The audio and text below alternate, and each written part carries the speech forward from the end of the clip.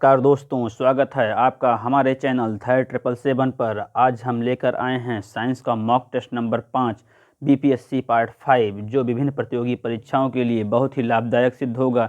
जैसा कि आप लोगों ने 4 मॉक टेस्ट दिए होंगे बीपीएससी के लिए साइंस के, जो आने वाली बीपीएससी की परीक्षा के लिए बहुत ही लाभदायक सिद्ध होगा।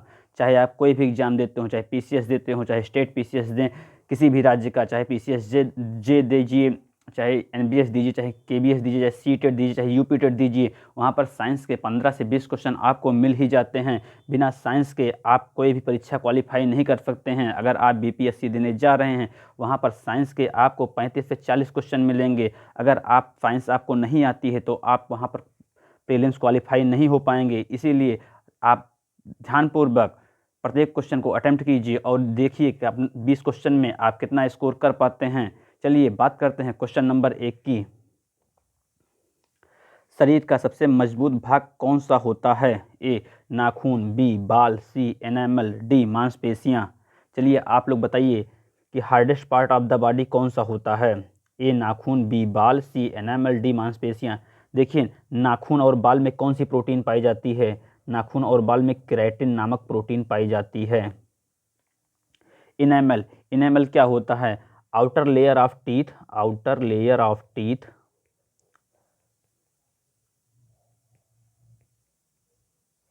Is called enamel. यह किससे बना होता है? यह कैल्शियम और फास्फेट से मिलकर बना होता है। कैल्शियम और फास्फोरस से मिलकर बना होता है। जो मांसपेशियां होती हैं किससे बनी होती हैं? मांसपेशियां जो होती हैं एक्टिन और मायोसिन नामक प्रोटीन से बनी होती हैं। एक्टिन और मायोसिन। इस तरह से भी क्वेश्चन पूछे जा सकते हैं कि मांसपेशियां किस प्रोटीन से मिलकर बनी होती हैं। नाखून और बाल किस प्रोटीन से मिलकर बने होते हैं। एनामल किससे मिलकर बना होता है। जैसा कि मैं चारों डिफाइन कर चुका हूं, आप लोग जान गए होंगे किस किस में क्या प्रोटीन पाई जाती है और किससे मिलकर ये बना होता है। तो यहाँ पर क्वेश्चन पूछ रहा है शरीर का सबसे मजबूत भाग कौन सा है? शरीर का सबसे मजबूत भाग होता है वो एनामल होता है। एनामल। आइए बात करते हैं नेक्स्ट क्वेश्चन की। क्वेश्चन नंबर 2, इनमें से स्त्री हार्मोन के संदर्भ में कौन सा कथन सही है? ए टेस्टोस्टेरॉन, बी एस्ट्रोजन, सी प्रोजेस्टेरॉन, डी रिलैक्सिन। चलिए आप लोग बताइए इसका आंसर क्या होगा। ए 1 और 2, बी 1, 2 और 4, सी 1, 2 और 3, डी 2 और 4। चलिए आप लोग बताइए टेस्टोस्टेरॉन क्या होता है? टेस्टोस्टेरॉन मेल हार्मोन है। टेस्टोस्टेरॉन ये मेल हार्मोन है। पुरुषों में केवल एक हार्मोन पाया जाता है जिसे टेस्टोस्टेरॉन और एंड्रोजन भी कहते हैं। एंड्रोजन और टेस्टोस्टेरॉन। एंड्रोजन और टेस्टोस्टेरॉन। एस्ट्रोजन, एस्ट्रोजन जो होता है फीमेल में पाया जाता है। प्रोजेस्टेरॉन ये भी फीमेल में पाया जाता है। इसे गर्भ धारण करने वाला हार्मोन कहते हैं। एस्ट्रोजन को सेक्स हार्मोन कहते हैं। रिलैक्सिन ये भी स्त्रियों में पाया जाता है। स्त्रियों में 3 हार्मोन, फीमेल में जो होते हैं 3 हार्मोन पाए जाते हैं। Estrogen, progesterone, relaxin. पुरुषों में केवल एक हार्मोन पाया जाता है टेस्टोस्टेरॉन। इस हिसाब से जो इसका विकल्प होगा, स्त्री हार्मोन के संदर्भ में पूछ रहा तो 2, 3, 4। यहाँ पर देखिए टाइपिंग में गलती हुई है, 2, 3, 4 ऑप्शन में नहीं है, इसीलिए इसका ऑप्शन विकल्प ई, इनमें से कोई नहीं होगा। इनमें से कोई नहीं। चलिए आइए बात करते हैं नेक्स्ट क्वेश्चन की।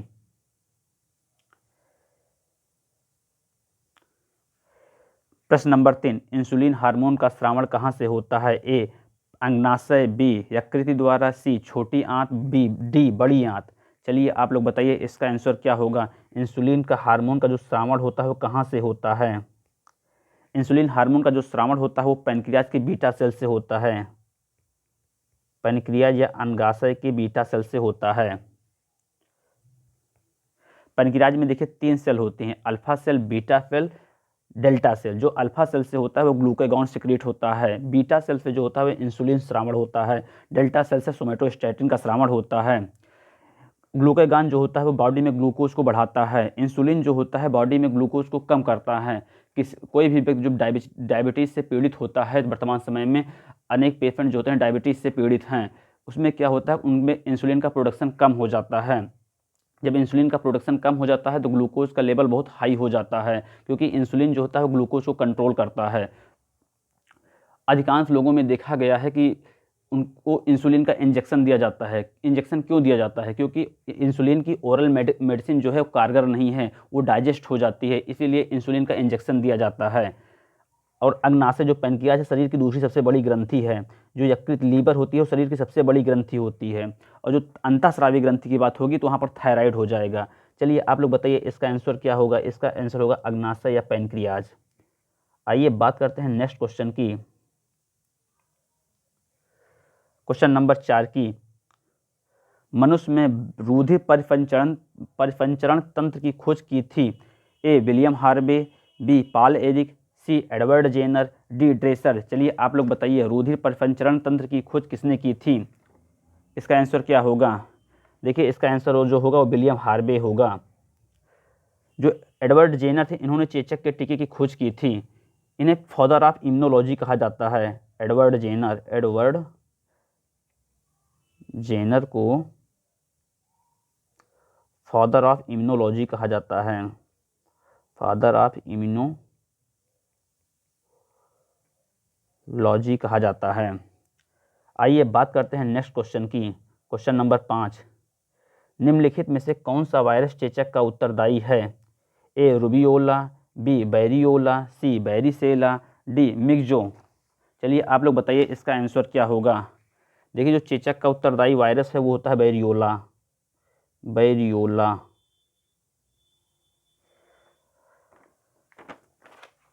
यह भी जो है एक विषाणु जनित रोग है। इसकी खोज भी एडवर्ड जेनर ने की थी।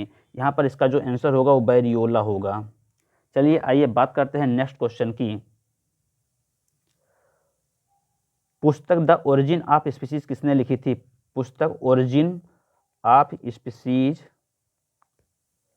किसने लिखी थी? बहुत ही इंपॉर्टेंट क्वेश्चन है ये।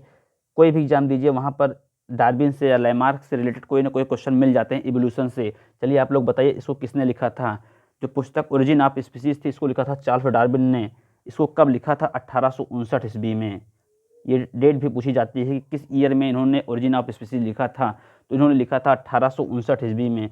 कैरोलफ लिनियस ये कौन थे? कैरोलफ लिनियस जो थे एक जीव विज्ञानी और चिकित्सक थे। इन्होंने बाइनोमियल नॉमेनक्लेचर की अवधारणा दी थी या द्विपद नामकरण की।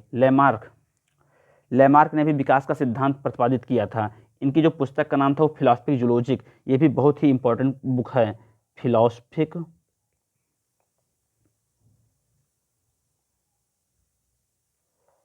जूलॉजिक।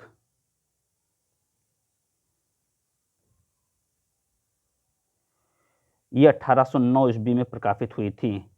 ये दो बुक बहुत इंपॉर्टेंट है, आप लोग उसको याद कर लीजिएगा। Origin of species 1859, Charles Darwin. Philosophic zoologic 1809, Lamarck. आइए बात करते हैं ग्रेगर जॉन मेंडल के बारे में। इन्हें आनुवंशिकी का पिता कहा जाता है। चलिए बात करते हैं नेक्स्ट क्वेश्चन पर, क्वेश्चन नंबर 7। कशेरुक रज्जु में कितनी जोड़ी तंत्रिका निकलती हैं? ए 13, बी 31, सी 33, डी 12। चलिए आप लोग बताइए जो स्पाइनल कार्ड होते हैं उसमें कितनी जोड़ी तंत्रिका निकलती हैं? उसमें जो होती है 31। इसका आंसर जो होगा वो होगा विकल्प बी। आइए बात करते हैं नेक्स्ट क्वेश्चन की, प्रश्न नंबर 8 की। टेलीस्कोप की खोज किस वैज्ञानिक ने की थी? A Newton, B James Watt, C Fleming, D Galileo. चलिए आप लोग बताइए इसका आंसर क्या होगा? देखिए टेलीस्कोप की जो खोज थी वो गैलीलियो ने की थी, बिल्कुल सही है। न्यूटन ने किसकी खोज की थी? जो गुरुत्वाकर्षण का नियम था, वो गति का सिद्धांत था, उसको न्यूटन ने दिया था। जेम्स वाट ने जो थे वाष्प के इंजन की खोज की थी। और पेनिसिलिन की खोज जो थी अलेक्जेंडर फ्लेमिंग ने की थी। Alexander Fleming. यहाँ पर पूछ रहा है टेलीस्कोप की खोज किस वैज्ञानिक ने की थी? इसको किया था गैलीलियो ने। आइए बात करते हैं नेक्स्ट क्वेश्चन की। तीसरे और चौथे समूह के ऑक्साइड का सामान्य गुणधर्म क्या है? ए बेसिक और एसिडिक, बी बेसिक, सी एसिडिक, डी उदासीन। देखिए यहाँ पर टाइपे में गलती है, ये और नहीं और है। चलिए आप लोग बताइए इसका आंसर क्या होगा? देखिए जो तीसरे और चौथे समूह के ऑक्साइड का समान गुणधर्म है वो है बेसिक और एसिडिक, बेसिक एंड एसिडिक।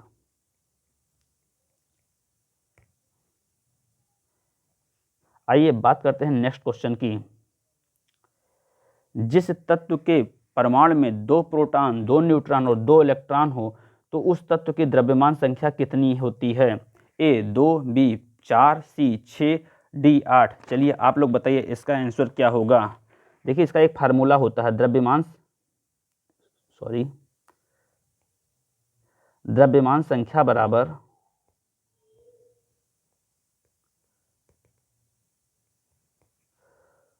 प्रोटॉनों की संख्या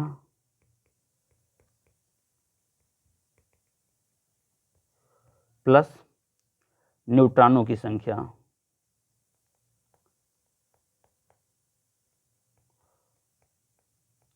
देखिए यहाँ पर 2 प्रोटॉन दिए हैं, 2 इलेक्ट्रॉन दिए हैं, तो यहाँ पर प्रोटॉन और न्यूट्रॉन और इलेक्ट्रॉन बराबर होते हैं 2, 2 बराबर 2, 2 बराबर 4। द्रव्यमान संख्या की जो संख्या होगी वो होगी 4, तो इसका आंसर जो हो जाएगा वो होगा 4।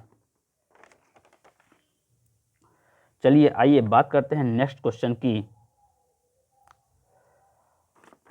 हाइड्रोक्लोरिक एसिड कांच की बोतल में नहीं रखा जाता है क्योंकि यह अभिक्रिया करता है ए दृश्य प्रकाश से, बी कांच की सोडियम ऑक्साइड से, सी कांच की एल्युमिनियम ऑक्साइड से, डी कांच की सिलिकॉन डाइऑक्साइड से। देखिए यहाँ पर टाइपिंग में गलती हुई है, ये सिलिकॉन डाइऑक्साइड है, सिलिकॉन डाइऑक्साइड।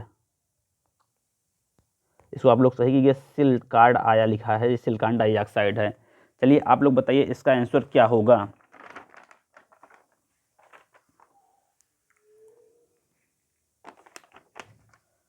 देखिए जो इसका आंसर होगा वो होगा कांच की सिलिकॉन डाइऑक्साइड से, क्योंकि यह अभिक्रिया करता है। आइए बात करते हैं नेक्स्ट क्वेश्चन की। एल्कोहलिक खमीर का आखिरी उत्पाद क्या है? A pyruvic acid, B acetaldehyde, C ethyl alcohol, D formic acid. चलिए आप लोग बताइए इसका आंसर क्या होगा।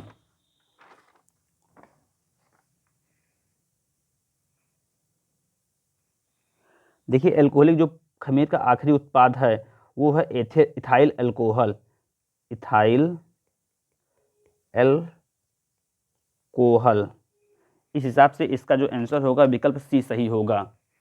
चलिए आइए बात करते हैं नेक्स्ट क्वेश्चन की। आमतौर पर सुरक्षा फ्यूज लगाने के लिए प्रयोग होने वाला तार किस पदार्थ का बना होता है? ए टिन, बी सीसा, सी निकेल, डी टिन और शीशे की एक मिश्र धातु। चलिए आप लोग बताइए इसका आंसर क्या होगा। देखिए आमतौर पर सुरक्षा फ्यूज लगाने के लिए प्रयोग होने वाला तार किस पदार्थ का बना होता है? वो जो बना होता है टिन और शीशे से बना मिलकर एक बना होता है, मिश्र धातु होती है। आइए बात करते हैं नेक्स्ट क्वेश्चन की। देखिए यहाँ पर टाइपिंग में गलती हुई। क्वेश्चन नंबर 15, शर्कराओं में सबसे मीठी है। शर्करा इस तरह से रहेगी, शर्कराओं में सबसे मीठी है। ए फ्रुक्टोज, बी ग्लूकोज, सी सुक्रोज, डी लैक्टोज। चलिए आप लोग बताइए इसका आंसर क्या होगा। देखिए फ्रुक्टोज सबसे मीठी शर्करा होती है, इसका आंसर जो होगा वो होगा फ्रुक्टोज। ग्लूकोज क्या होता है? यह सबसे ज़्यादा अंगूर और अंजीर में पाया जाता है। जो सुक्रोज होता है यह जो होता है मोटे तौर पर गन्ने और चुकंदर में पाया जाता है। जो लैक्टोज होता है दूध या दही से बने उत्पादों में पाया जाता है। और फ्रुक्टोज जो होता है यह साधारण चीनी है। चलिए आप लोग बताइए इसका आंसर क्या होगा। इसका आंसर होगा फ्रुक्टोज। आइए बात करते हैं नेक्स्ट क्वेश्चन की। क्वेश्चन नंबर 15 यहाँ पर पूछ रहा है निम्नलिखित में से कौन सा मनुष्य में अवशेषी अंग नहीं है? ए निक्टिएटिंग मेम्ब्रेन, ये निक्टिएटिंग पर्दा है, इसको निक्टिएटिंग मेम्ब्रेन कहते हैं, निक्टिएटिंग मेम्ब्रेन। ये भी यहाँ भी टाइपिंग में गलती है, कर्णपाली है, कर्णपाली ना कि कर्णपाली।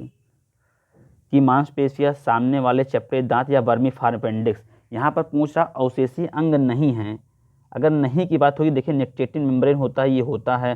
कर्णपाल की मांसपेशियां ये होती हैं। वर्मीफॉर्म अपेंडिक्स ये भी होता है। जो सामने वाले चपटे दांत होते हैं ये नहीं होते हैं। इस हिसाब से इसका जो आंसर होगा विकल्प सी।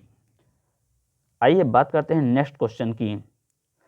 क्लोरोफिल में कौन सा धातु आयन पाया जाता है? देखिए यहाँ पर भी टाइपिंग में गलती हुई, लोहा नहीं, ये होगा है। कौन सा पाया जाता है? ए लोहा, बी मैग्नीशियम, सी जस्ता, डी कोबाल्ट। ये बहुत ही सिंपल क्वेश्चन है, अक्सर परीक्षाओं में ऐसे क्वेश्चन पूछे जाते हैं, लोग जल्दबाजी में ऐसे क्वेश्चन को गलत करके चले आते हैं। कृपया सरल क्वेश्चन को बहुत ध्यान से ही पढ़ें, तभी उसका आंसर दें। चलिए आप लोग बताइए इसमें क्या होगा। जो क्लोरोफिल में पाई जाती है, क्लोरोफिल में जो धातु पाई जाती है वो पाई जाती है मैग्नीशियम। आइए बात करते हैं नेक्स्ट क्वेश्चन की।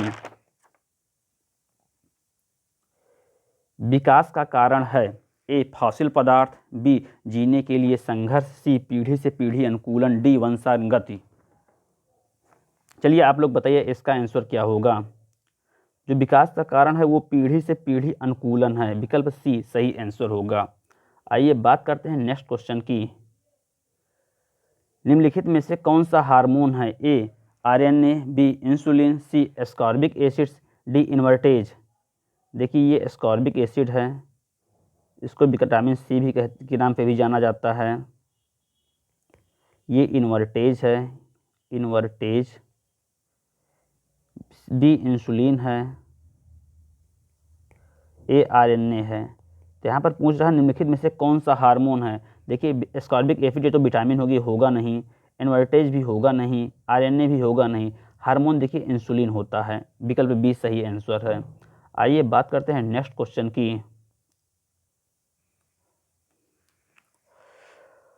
वायु में थोड़ी देर रखने पर धातु के ऊपर हरे रंग के बेसिक कार्बोनेट की परत जम जाती है, वह धातु है ए तांबा, बी चांदी, सी निकेल, डी जस्ता। चलिए आप लोग बताइए इसका आंसर क्या होगा। देखिए वायु में थोड़ी देर रखने पर धातु के ऊपर हरे रंग के बेसिक कार्बोनेट की परत जम जाती है, वह धातु है, वह धातु जो होती है तांबा होती है। चलिए आइए बात करते हैं नेक्स्ट क्वेश्चन की, क्वेश्चन नंबर 20 की। साबुन के संदर्भ में निम्नलिखित कथनों पर विचार कीजिए। एक, साबुन कार्बोक्सिलिक अम्ल की लंबी श्रृंखला के सोडियम लवण हैं। देखिए यहाँ पर कार्बोलिक नहीं कार्बोक्सिलिक है, कार्बोक्सिलिक, कार्बोक्सिलिक।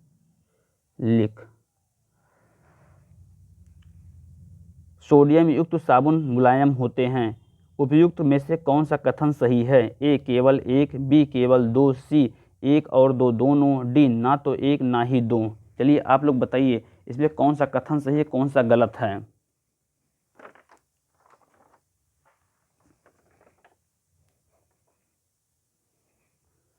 देखिए जो साबुन होते हैं कार्बोक्सिलिक अम्ल की लंबी श्रृंखला के सोडियम लवण हैं, एकदम सही हैं।